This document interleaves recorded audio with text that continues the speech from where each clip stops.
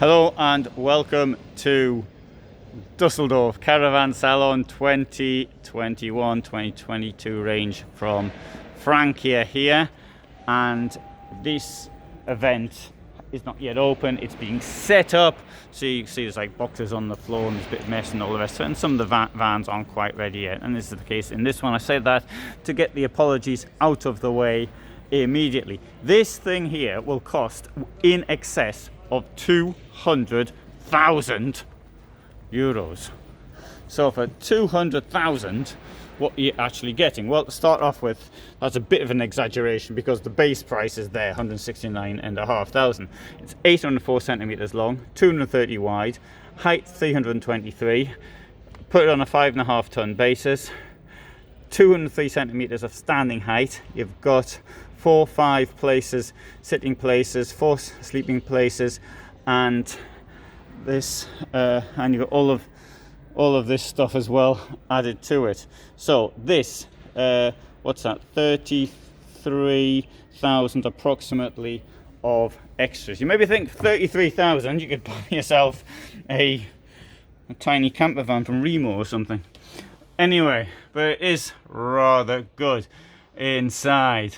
Let's show you around. It looks quite nice. So it's even got an oven. That's part of where your 33,000 is going. The carpet probably would come with it, but under the carpet we've got the double floor, and in the double floor there's a bit of storage space. Now at the back with this German layout, I did actually attempt to put the lights on. In fact, let's see if I succeeded or not. Oh, I did succeed. There you go. And pretty impressive with the background lighting, I think. Very nice, very nice.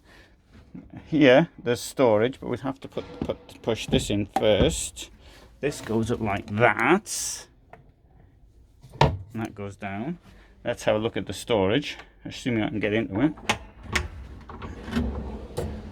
Look at that.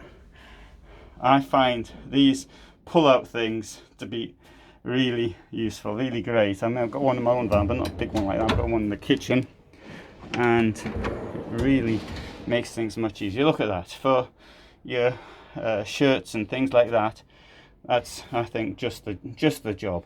That's really nice. Not only that, it's coming up really high, so often you find with vans the bar's like halfway down the wardrobe or something. That's what it should be, in my opinion. Not that I've got any O levels in wardrobe design, but that's how I would want it. There you go. Frovey system for the bed. Mattress is pretty heavy, which may well be an indication of quality, or could be an indication of me not having any strength. Just looking across. In 2 separate goes. See that? You got a board here and a board here. Goes across like that, and oh man, get some more light in here.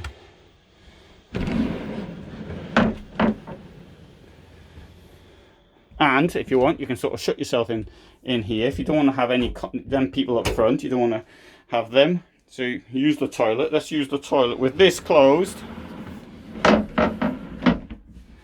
There you go. Look at all the space you got there. Washroom there.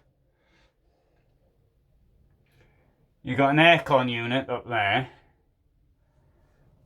which will what do you call it? Takes the damp air out. 2-way. And look at all the space. Pretty good, isn't it? Look, it's enormous.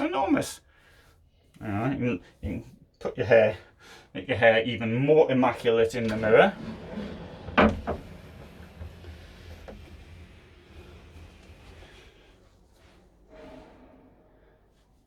I think it's quite nice. Mind you, 200,000 you expect to be quite nice, wouldn't you? And, right, turn the light off. Oh no, maybe I'll just leave it on. Here, we've got an oven, so Dometic Oven, there you go. One burner of which is electric. It's not a burner, it's a hot plate. I thought of getting an oven in my van, but I came to the conclusion what I'm using anyway. Using the stoneware, which I think is probably just as well. Everybody seems to ask me, not everybody, lots of people, what about a microwave? And the answer to that is this: how are you going to power it? It's the same, incidentally, as to the question, what about AC? It's how are you going to actually power it? If it works only on hookup, then you've got to ask yourself the question, is it worth actually paying for one to be put into the van, or should you just go and get one from Tesco's or something, and or Walmart, and let that and use that instead? It is, of course, possible to power a using an inverter, but I mean the batteries, you really go for the top end.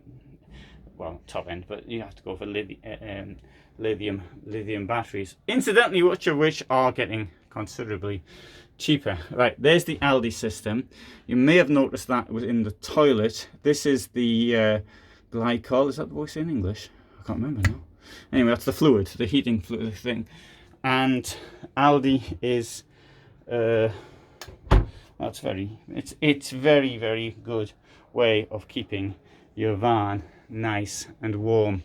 Now anyway, right, so I won't be demonstrating how the bed comes down, because but actually that comes lock, and then I need two hands, because I need to hold that and that at the same time, but and I can't, because I need one hand holding the camera. The dog's not here, otherwise I've got the dog to do it. But anyway, it's a very useful bit of information up here. It says, before moving the bed, make sure that no persons or loads are on the bed. So if you want to push the bed up, do make sure that there's nobody in the bed when you push it up. So it could just happen, you might notice somebody's actually lying up there when you push it up, and you won't see them until you put the bed down in the following evening and the person has been squashed. Let's have a look at some of these. Also, you can see that normally, when you open these things up, everything falls out. Well, I think there's less chance of it here. Having said that, though, that ledge, that could be improved upon. And also feel how light it is to the touch. Table will come out, giving more space by this much. So, and you got this wonderful panoramic window up front. Here you've got your electrics. You can see what's going on inside. So if I wanted to turn the lights off, I'd press this.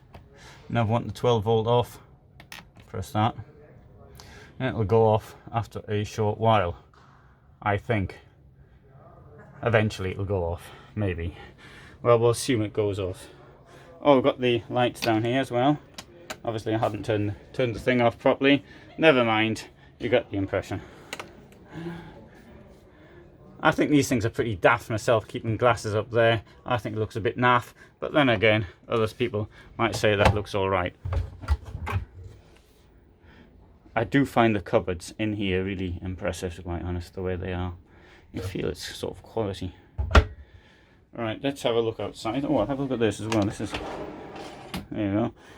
That's for keeping bottles in, or cans. Alright, if you're wondering where you keep the keys on the floor down there. That's, nobody ever think of looking for them there. Let's have a look around the outside.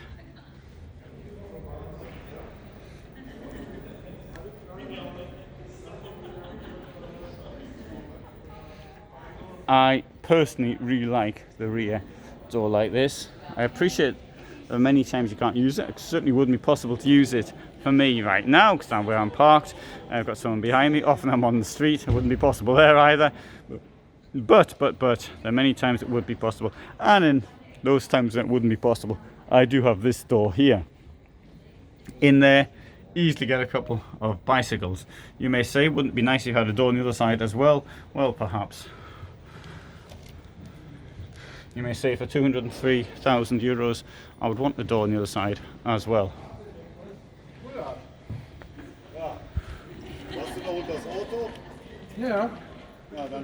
So that is the Frankia Integrate 7900 GD Platin motorhome at Caravan Salon, and thanks very much for watching. I hope you found that of interest, and if you did, then you've probably already subscribed anyway, and if you didn't, then you'll probably just say unsubscribe, that was boring, something like that. And why didn't you get Tosha to do more videos? Thanks for watching.